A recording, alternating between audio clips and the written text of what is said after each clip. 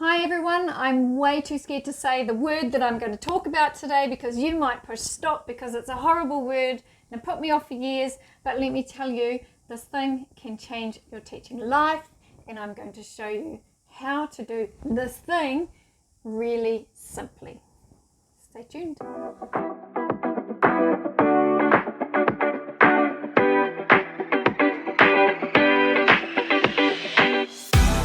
So what's the word? It's the D word, differentiation, the world's dumbest word, I think, for one of the world's coolest teaching tools that we don't really make good use of sometimes, or we have great ideas about how we're going to differentiate in our lessons, and it lasts about 2 periods because it is so hard to do, it's so time consuming to set up. But I am here to tell you today of good ways to do this and to save you time. So, couple of rules first. Firstly, know that differentiation is not about giving more able students more work. That's rule number 1. Rule number 2, differentiation is not about putting kids into ability groups and giving them different work according to those abilities, because if you're in the dumb group, and that's what we call it, like I was with maths, then that stuff is going to stick with you for life, trust me. So differentiation, of course, is not just about the levels of work, it can be about the type of activities students are doing. So you could get them to write it, to draw it, to act it out. So there's that kind of differentiation as well. We're going to talk about levels today though. So how did this differentiation journey begin for me? Well, I had a year 7 class at the time, I think, and I was talking to my partner on duty with me, my duty partner, and was telling her about all of this worry, and she said to me, oh, easy, must do, should do, could do. So a lot of you have probably heard of that before. So students, you must do this, so they start there. They should get onto this, or should have a go at this, and they could get onto this if they've got time, or if they're really wanting to challenge themselves. So must do, should do, could do. Put your cues on the board, write your activities underneath, easy peasy. Then I translated that into for Te Reo Māori. So must do is mahia, should do me mahi, and could do is me nana. So there's probably lots of different translations for that, but I've had that checked by quite a few people. So those are really cool too. And then I watched 2 million year old Carol Ann Tomlinson videotape about differentiation. She's amazing. She makes everything simple. And she was doing straight ahead, uphill and mountainous. So similar kind of thing to must, should, could, but different too, and I'll tell you why in a minute. So so must, should, could, students all start at the top and work their way down to should do and could do. With the straight ahead, uphill, mountainous, students actually choose which level they want to go to, so they could go straight into that mountainous work because they know that's the hard work that's really going to challenge them, or if they're not feeling too confident about this skill, they could just do the straight ahead work. I got those translated as well. So straight ahead is kokiri, uphill opiki, and mountainous pai maunga. So that's easy to do. Now if you are not from New Zealand, I bet you're from a country that has an indigenous culture, so you can get those words translated for whatever country you're from. Okay, so from there I got a bit more creative. So instead of just uphill straight hill, uphill, mountainous, I went down the smooth road, winding road, rugged road, not too different, but just starting to think about it. And then I thought, oh, I've got a sports mad class. So that's when I did my walk fit for the first level, yoga fit, and CrossFit. So students, again, they could choose, yeah, I'm feeling CrossFit, or I'm feeling yoga fit, no way, I'm doing walk fit activity. So again, students choose, and they can start from any level. Sometimes I would do the must, should, could, because they must do this, they must know that. But other times I'll choose levels where the students get the choice. Then I got more creative again, speaking about our te reo Māori and te ao Māori, and I added Pipi fit, because little Pipi, and Tui, pretty bolshy bird, Tui fit, and then the amazing work, the mountainous work, the challenging work was taniwha fit. So kids, if you're taniwha fit, do this work. If you're Pipi fit at this stuff, do this work. So that was really cool.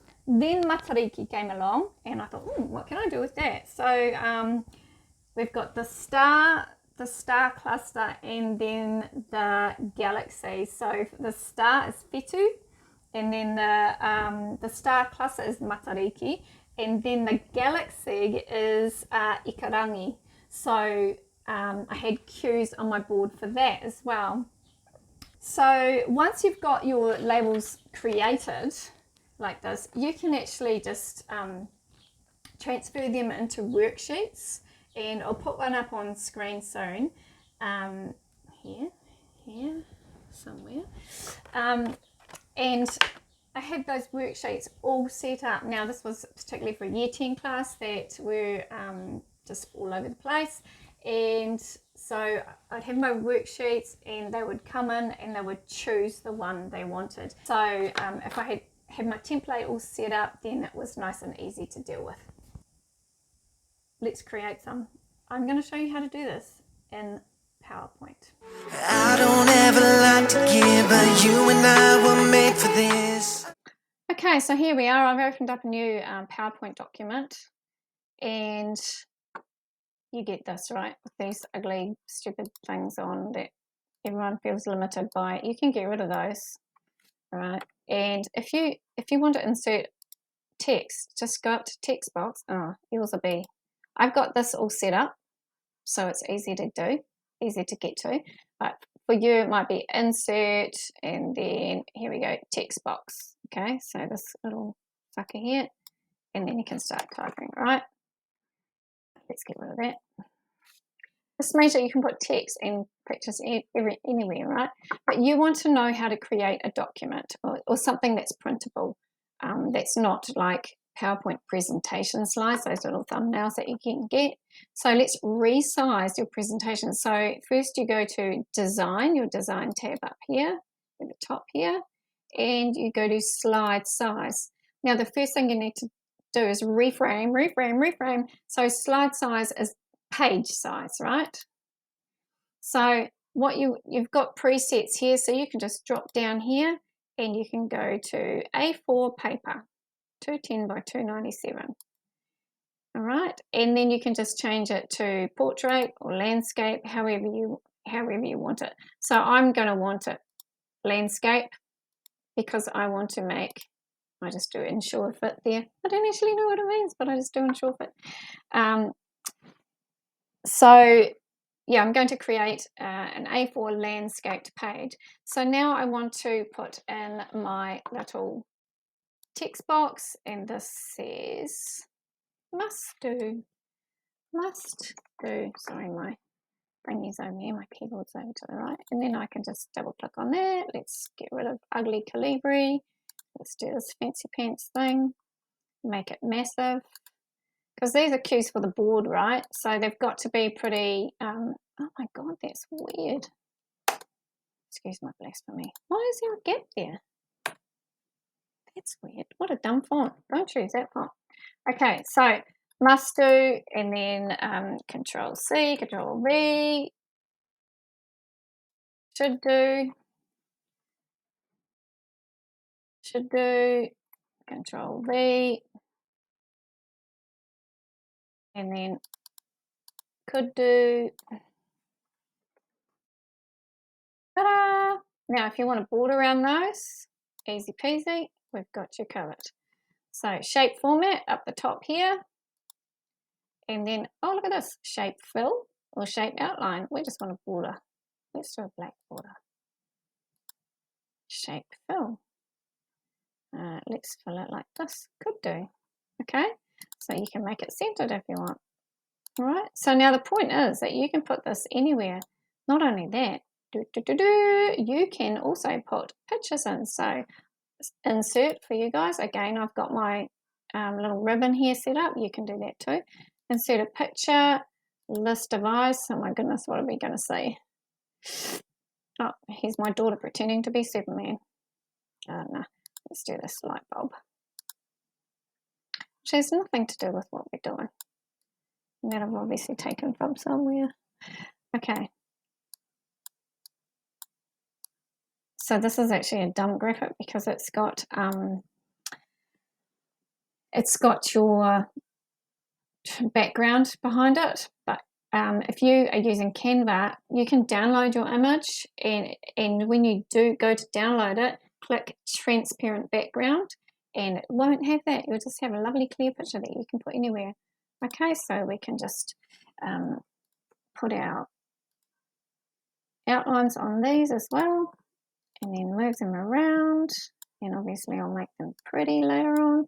You get the idea. So remember, you just resize that page so that it's printable. So now I can just hit print and it will be all good to go.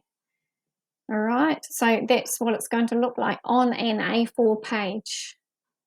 So I recommend that you write all of your resources on PowerPoint.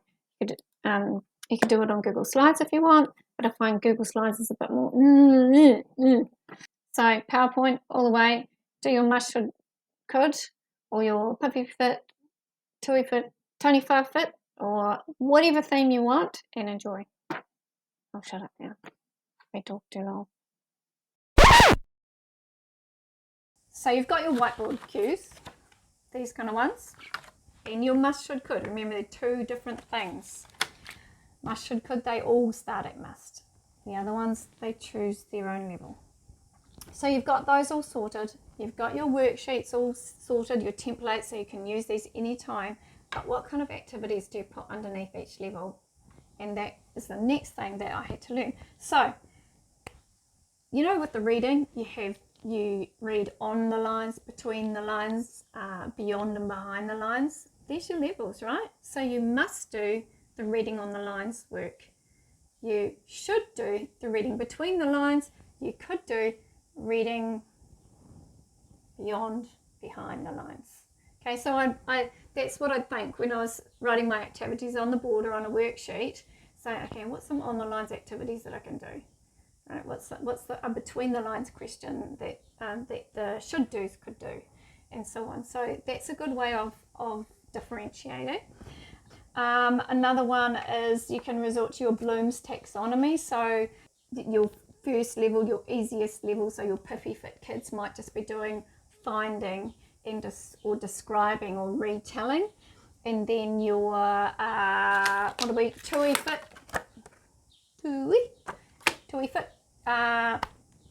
they'll be doing like explaining, predicting, and then your Taniwha Fit, these guys will be doing more of the comparing and contrasting and justifying, that big J word. Okay, so I think we've covered everything. So you've got a few things to remember. Let's go over them. Differentiation is not about more work or less work. Differentiation is not about different classes. Differentiation can be must, should, could. So all the kids start at the must do, and then they work down depending on how much time is left or their ability level.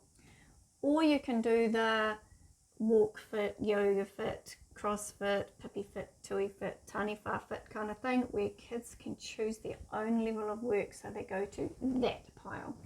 So yes, I think we've covered differentiation. If you get these things set up in your classroom and you stick these on your whiteboard, look, $2 shop, magnetic strip, but you've got to put sellotape on either side because it doesn't stay.